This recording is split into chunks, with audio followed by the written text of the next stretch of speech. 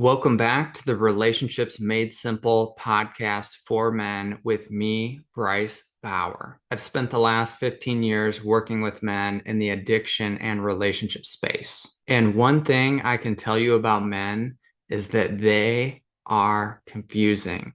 We are confusing. And the reason we're confusing is because we hide emotions. In fact, we hide them so well that a lot of times we're not even aware that we feel them. Imagine being a doctor and someone comes in with a broken leg and you say, "Hey, I think your leg is broken." And they say, "No, it's not. It feels fine. I don't see the problem." What could you even say as a doctor as you watch them limp away? That's exactly what it can feel like for people who are in relationship with men who do not understand or have any awareness of their emotions. It's crazy making. They might even gaslight you without even knowing it. I often hear women come in and they say that they feel this tension, they feel this frustration, this anger, this really dark energy in the relationship with their partner, or it feels dull and disconnected. And their husband is like, "I think everything's fine. We got a good life. The kids are doing okay. No one's dying. What's the problem?" The problem is that men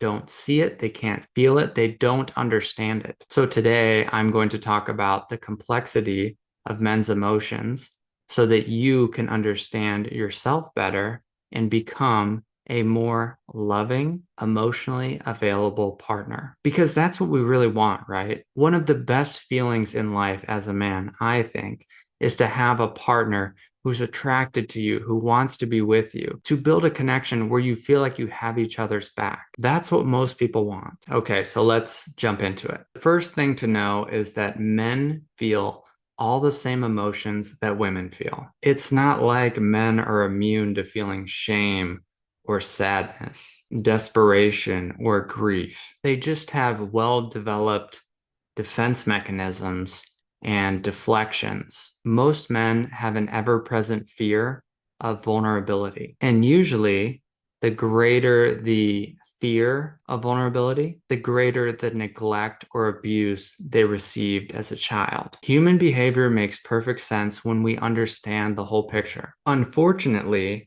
just knowing this about men isn't enough to change it. If men find ways in their life to protect themselves from ever having to be vulnerable by reaching levels of power or attaining resources and continually getting the positive reinforcement that being tough and strong and not showing weakness is a benefit to them, they're probably not going to change. What helps men change is usually pain. Their partners no longer want to be married to them.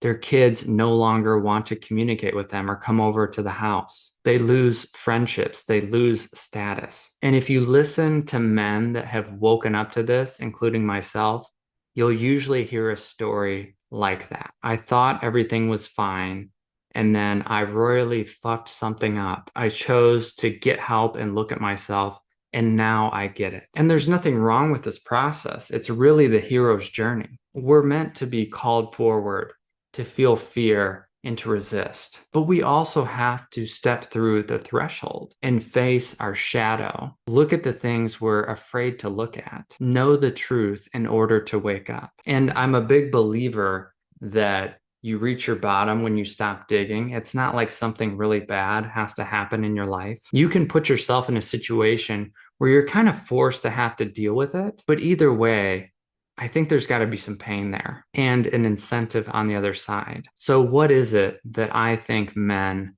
are terrified to feel and admit? I think the big three are fear, sadness, and shame. And it's usually kind of a mixture of all three. So, whenever a man comes to me and they say, "Hey, I'm not feeling as confident as I want to be," or "I keep getting frustrated with what's happening in my relationship," what I'm often looking for is where are they avoiding feeling something? And it can be tricky because men typically are highly logical, so they can come up with reasons for why they feel frustrated or why they don't feel confident. Well, I'm not making as much money as I need to make. Well, my wife doesn't want to have sex with me anymore. Well, it's just this political environment, blah, blah, blah. If only I could fix this, then I would feel better. But it's really the opposite. The more that we can hold our emotions, have capacity for our emotions, the more it changes the lens through which we view the world. When we can have more compassion for ourselves, we'll have more compassion for others. We'll feel less frustrated, especially by the little things. Because if we're getting frustrated by someone leaving a light on or forgetting to put water in the ice cube maker, that tells us how hard we can be on ourselves. Whatever we judge out there, that comes back to us tenfold in how we judge ourselves. That's why some men cannot handle a simple criticism or complaint. They already have 10 in the chamber for themselves and they can't handle one more. They already feel like they can't get it right and like they're not enough. And that creates a fragility and it can make it so that we have to walk on eggshells around that. It's no fun. It's really tough to create intimacy and connection in an environment like that. And so if you're a man listening to this, the next time you hear a complaint and you kind of get agitated, frustrated, instead of putting the weight of all that you're feeling onto that person for what they said, I'd look at it as an invitation to look inward. Man, I must be really overloaded right now, under-resourced. I'm struggling. Why is that? And take some time to reflect. You probably do have a lot going on in your life. And if you haven't ever gotten support or learned how to manage some of the stress that you're feeling, this probably isn't going to get any better. You can't sit around and hope that external changes will be able to fix how you're feeling. I mean, they may some when you have a success or something works out, but that's not the majority of your life. Those are just brief moments. We need to practice being softer and kinder with ourselves throughout the journey. And I'm not saying that anger isn't a valid emotion, but if that's the only tool that we know how to use is to get angry at ourselves or other people and just anxiously pound away with our anger hammer, trying to fix it or get others to stop bringing things up to us. That's not going to work. Everyone else has their own stuff going on. They probably have a deficit of care and compassion just like you do. And that's why most couples struggle. I don't feel like I can really be myself because of your reaction. I don't feel like we can go out and do fun things because you seem depressed or angry all the time. I don't feel like we can solve problems because it never turns out well. We end up fighting. And naturally, you slowly detach and disconnect from each other. And the further you get away from each other, the more it just seems like you're roommates or strangers. You stop learning about each other. The way to get back to a place where you can do that again is to build safety. And that begins here with you first. And often when men get really honest with themselves, they realize that they can't trust themselves. I can't trust myself to quit drinking or smoking. I can't trust that I'm going to be able to take care of myself, my body. I can't trust my own reactions. And it's true that sometimes men can continue to inflate themselves up, and hover above their insecurities. But I don't know. I like to think that eventually that balloon's going to pop and they'll be brought back down to earth. But I don't know. Life isn't that long and it may never happen. That's not who I'm really talking to, though. I'm talking to men who want to be grounded in the truth of their experience and they want to build secure, safe relationships with people in their lives. Another thing that I want to talk about today is deflections. And there's one flavor of deflection that even throws me for a loop sometimes, and that's the what I might call the jokester filibuster type, who when asked about how they're feeling or when I notice there could be a feeling present, they will kind of laugh it off and continue to fill the space with words and stories. And I think what makes this hard to feel into is that they're in an anxious state and they're just saying stuff. And for someone who is trying to listen, I'm taking in the words, which are often not very relevant to whatever's happening. And at the same time, that makes it hard to tune in to the emotions because their face is being masked with a smile. They almost look happy. And then there's a deluge of information coming my way that I'm also trying to process. And this is where I often have to tell people to stop talking for a second. And so I can get my bearings and feel into what's happening for me, because what's happening for me is often a reflection of something that's happening for them, even if it's confusion. And I can see for partners of people who do this, they'll often tune out, right? They'll just become a captive listener and say, uh-huh, uh-huh, uh-huh. So these types can be really tricky to connect with. They need to have this pointed out to them in a way that they can understand. Actually, side note, personal story, I just went on a 3-day backpacking trip with my dad and a friend of his. And I did point this out to him, and his friend pointed it out to him too. And it was pretty interesting to watch him process it. I think I shared something like, yeah, Dad, sometimes when you're telling stories about your past, like I kind of lose the thread and I feel less connected to what you're saying. And he seemed to get it on some level. I mean, he has his old school way of thinking that I am the way I am. And so it's probably not going to change a whole lot, which maybe in his mind, there's not a lot of incentive there. But professionally, I do think it's my job to point this out to people pretty quickly and to continue to bring it up until they really get it. And if you're in a partnership where this is happening, you're in a tough spot because you don't really know how people are going to react when you bring something to their attention that they've maybe been doing for their entire lives. They might feel embarrassed. They might get angry. They might just continue to deflect and deflect, talk, talk, talk. But if I were you and I'm talking to someone who's in a relationship with someone who deflects in this way, I'd recommend staying with it. Yeah, I'm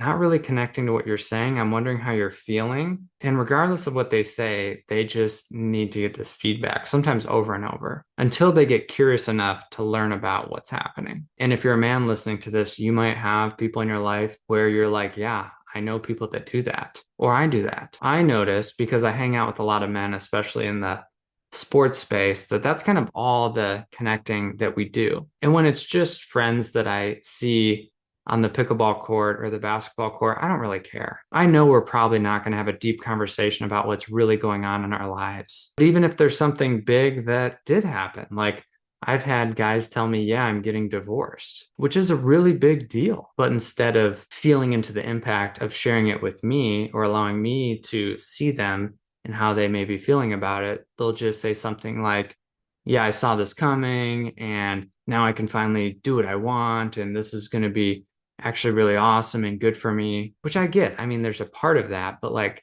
oh my gosh, you're ending a 20-year marriage and your kids are probably really sad about it. You're probably really sad about it. This is a sad situation. It's like a death. And you're talking about it as if you just got into a fender bender. There's like a incongruence or dissonance there. Another way that men will deflect is just by shutting down and withdrawing. This is something that I've had to work on. And avoidance is interesting because you really don't have to face feelings as long as you avoid any and all conflict. Like if you're getting angry or kind of joking about things, you're still going to get some feedback from other people about how they feel around you. But if you keep bailing and disappearing, you don't even have to see that. And if you set up your life in a way to where you never really have to see the impact that you're having on people because you literally avoid them physically or bail whenever you notice emotions come up, zone out, shut down. This can work really well as far as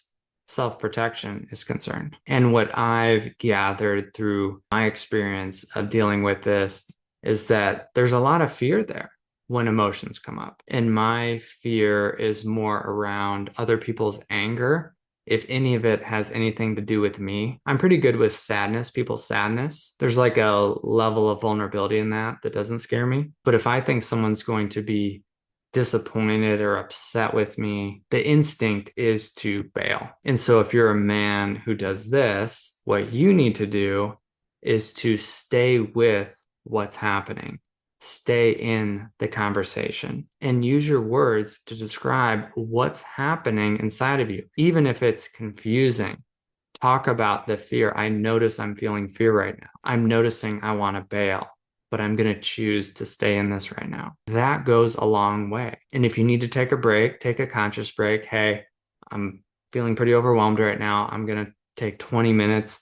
I'm going to sit. I'm going to journal. I'm going to listen to some music and just see if I can regulate myself. And then I will come back to you and revisit this. This is something that Jenny and I have figured out, that when we take a break, if there's some conflict happening, I need to be the one to approach her because I'm typically the one who wants to avoid. And that's what works for us. It's one way to balance out our system. And if you're having a lot of trouble staying in it with people, you probably need to get some support and figure out what's going on inside of you. Look at your history. Why is it that you're so afraid of conflict? Maybe you had some really difficult experiences when you were younger. Maybe you experienced emotional neglect. That can be more hidden and harder to understand, especially with men. They think they just had a good childhood, and it turns out no one really ever dropped in with them and could hold space for them and attune to them. And so they don't really believe that anyone could ever do that for them and with them. But whatever it is, my theory on improving your relational abilities is to do as well as you can, and where you get stuck, get support from someone who understands what you're trying to accomplish and who has also done it themselves to a pretty high degree. That's what you want. So, to sum this all up, the reason that men's emotions are complex is that they don't want to admit that they feel fear, shame, and sadness. And so they cover it up with deflections like anger and joking around and shutting down. Those are the strategies that they use to avoid feeling those feelings or being seen in those feelings. And that's why it can be so confusing to be in a relationship with a man who doesn't understand this about himself. And if you're a man out there that wants to practice being vulnerable and learning how to communicate better, I run a men's group on Wednesday nights. Jenny and I also have a co-ed group call that we do Wednesday afternoons. I will include the links to those groups in the description. And go ahead and do me a favor, because I don't charge anything to run this podcast or YouTube channel. Throw me a like or a comment or subscribe. It really helps me stay motivated to keep putting out good content. Even a little bit goes a long way. Thanks for tuning in today, and I will talk to you next week.